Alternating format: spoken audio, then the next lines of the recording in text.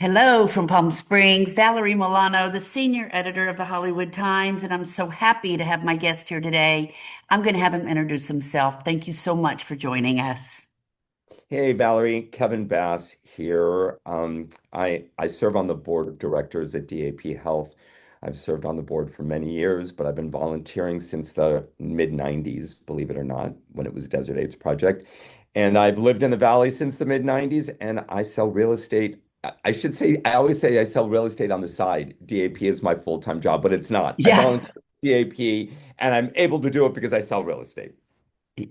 love it. Thank you for all the work you do with DAP. Yes, for sure, because it's the my favorite gala. I shouldn't say that, but it is. It's the most classy that I've ever gone to. So I leave that into your hands. Give you that credit and your volunteers and the staff and fantastic. Thank you so much, Kevin, for being with us here today. And the Hollywood Times is thrilled to be a media partner yet again. And I'm thrilled to be a major donor as well. So, Well, thank um, you for that. yeah. So, Kevin, for those that who may be attending the chase for the first time, can you share what this event represents for DAP Health and why it remains such a cornerstone fundraiser for the organization? Sure, happy to. So, this is our 32nd year of doing the Steve Chase Humanitarian Awards, which we now call the Chase. And it really is a time for our community to be able to come together and celebrate the life-saving work that DAP Health does. I mean, we're currently serving 88,000 patients across the Coachella Valley into San Diego County.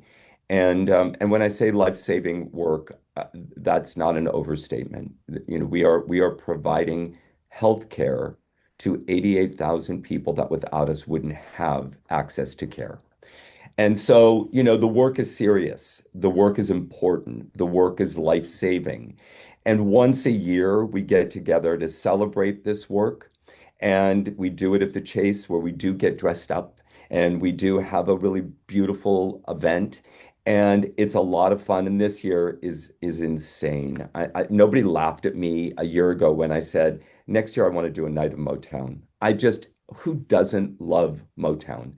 I just see this whole night of Motown music and dancing and a celebratory night. And that's exactly what we're doing, including a performance by the one and only Temptations. They will be there and they will be performing their greatest hits. But we will also take a few moments. And when I say a few moments, I really mean a few moments. We don't do a lot of speeches anymore. We've listened to our attendees and they really want to have a good time. But we do carve out time to talk about the work that we do. And we talk about the world that we're living in. And I just approved two videos that will be shown that night that are really powerful and really important. So in my opinion, it's the best of both worlds. It's a really, as you put it, classy night, with a lot of fun and a lot of enthusiasm, but with a lot of heart and a lot of depth as well. I think we've been able to figure out that balance. Yes, you have. The Chase brings together philanthropy, community, and celebration in a very Palm Springs specific way. What do you think makes this event so special and enduring year after year, besides just the outfits? Well, the outfits always play a part. But, that's a really good question. You used the word community, and this year we really are spotlighting and focusing on the community. In fact, we haven't given out a Steve Chase Humanitarian Award for community service in a few years, and Lisa Middleton will be honored on February 21st with the Community Service Award. So what makes this event still viable and doable and relevant, I think, is that we've been able to, as you put it, bring philanthropy together for this one night along with the community. And we've been able to raise money where we can put on a really great night, but at the end of the day, 50% of that money, minimum 50% of that money will go directly to client services. Fundraising in galas these days, so many organizations have really scrapped their galas because of the cost of putting them on. They're very expensive. And in order to do it, I told my board several years ago, and I said it to myself as well, and to David Brinkman, our CEO. The only way that we can continue to do this is if we can go into the night knowing that at least 50% of the money we're raising is going into client services. If we can't do that, then it's time, like so many other organizations, that we find another way to fundraise. And the last few years, our community has stepped up where I can walk in that night knowing that we've already banked enough money to be able to put at least $1 million into client services. So we're lucky. We're also an organization that we've been around for a while, 42 years. And we certainly have our legacy donors that have been with us from the beginning or close to the beginning. But over the years, we've been able, because we branched out, we were Desert AIDS Project, where we only saw people living with HIV and AIDS. And over the last 12, 14 years, we are now a primary healthcare provider for women, children. Obviously, still HIV and AIDS is still a focus, but we've been able to take what we learned from the AIDS crisis when nobody knew what they were doing. We had no clue what we were doing. We just knew that the government wasn't helping us, and we knew that the medical, there were a handful of physicians that wanted to help, but so many just didn't know. And we somehow found this way to treat patients. And it was organic, and it came out of a place of love. It came out of, it goes back to that word community. People talk about the LGBTQ community as if it's been around forever. The LGBT community truly came to be because of the AIDS crisis. Women came to gay men's sides and said, we're going to help you and we're going to fight. And we formed a community. And now to be able to take that beautiful synergy and this beautiful community that we learned through very, very dark times, and to be able to apply the lessons that we've learned to women and to children and migrant farm workers. And it's just beautiful. And I think our community wants to celebrate that. Very good. Absolutely. I see the buildings just grow on that corner and it just makes my heart happy. DAP Health, the mission continues to evolve alongside the needs of the community. How does the Chase directly support the organization's work and the people it serves today? Really good question, and thank you for asking that one. Because we're an FQHC, a federally qualified health center, which means we have multiple revenue streams from fee for service for doctor's visits through our 340B program through medications. There are grants. We have multiple revenue streams. But what the local philanthropy does, including the money that's raised at the Chase, that goes into a general fund that provides wraparound services that sets DAP Health apart from any other FQHC.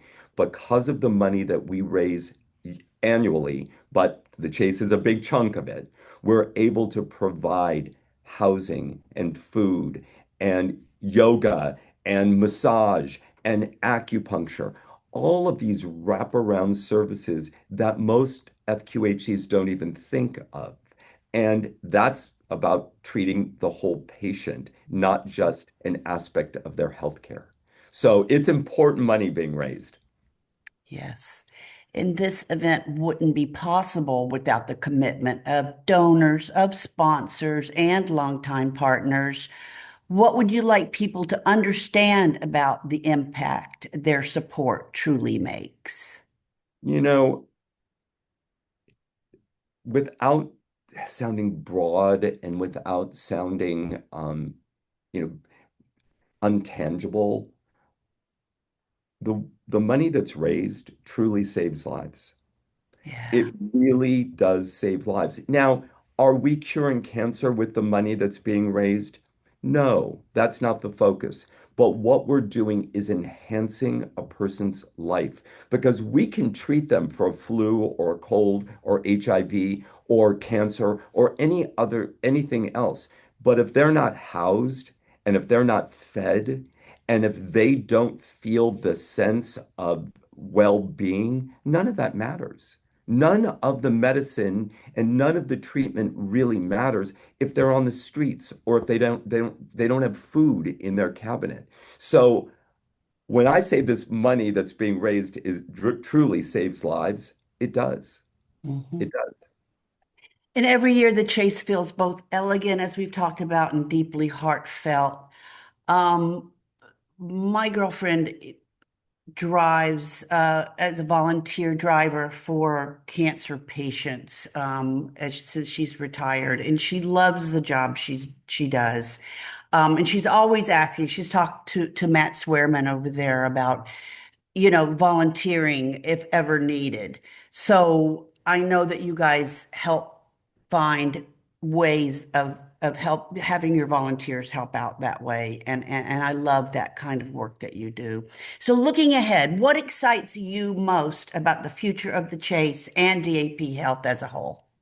Well, the future of the chase to me is in 2.5 weeks because I got to get through, we all have to get through in the next 2.5 weeks and make the night everything we want it to be. Yeah. Past that, I'm not going to lie. Have we already started to float ideas for the future? Yeah, we have. But we take it year by year. And as you know, our world is changing dramatically day by day and not always for the good. And so, we try and be as relevant as we can be. We also try and stay as nimble as we can be so that we can pivot at a moment's notice. And so, what does the future bring? I'm hoping multiple years of celebratory and a celebratory evening, a heartfelt evening, a fun evening. Again, I need to get through the next 2.5 weeks. As far as DAP is concerned, we're in it. We are just in it for the fight. You're going to hear from a couple of providers on February 21st. I just approved one of the videos, and you'll hear from our providers. And one of them gets very tearful and says, the one thing that I know is that DAP will support me in the work that I do as a provider, and that I will always be here for my patients.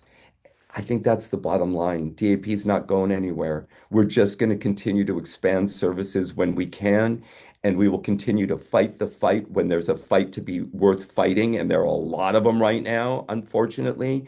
And we will continue providing really excellent, excellent healthcare to people in need.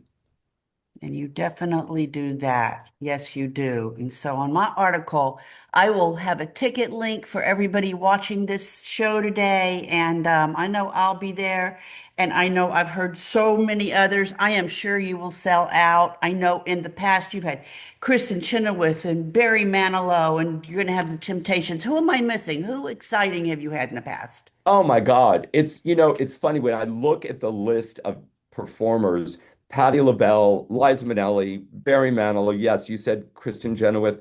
I mean, my God, Winona Judd. It's kind of remarkable where this night has gone. The difference between the old Chase and the new Chase is that we've streamlined the program so that it's not as much talking heads and a lot more time for our guests to enjoy themselves. There's a dance floor. We're encouraging people to dance before dinner. We're encouraging people to dance and get up during the Temptations. And then we have a DJ. There'll be an after dance party after the Temptations are finished.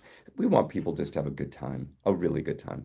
At the Palm Springs Convention Center on February 21st, we will be there. Delicious food, open bar, and lots of fun and friends. So thank you so much, Kevin Bass, for being here with us today at the HollywoodTimes.today, HollywoodTimes.net.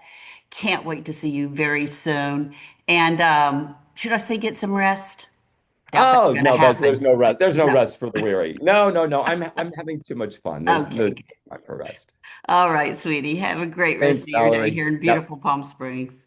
Thank you. Thanks a lot. Bye-bye. Bye-bye. Bye-bye.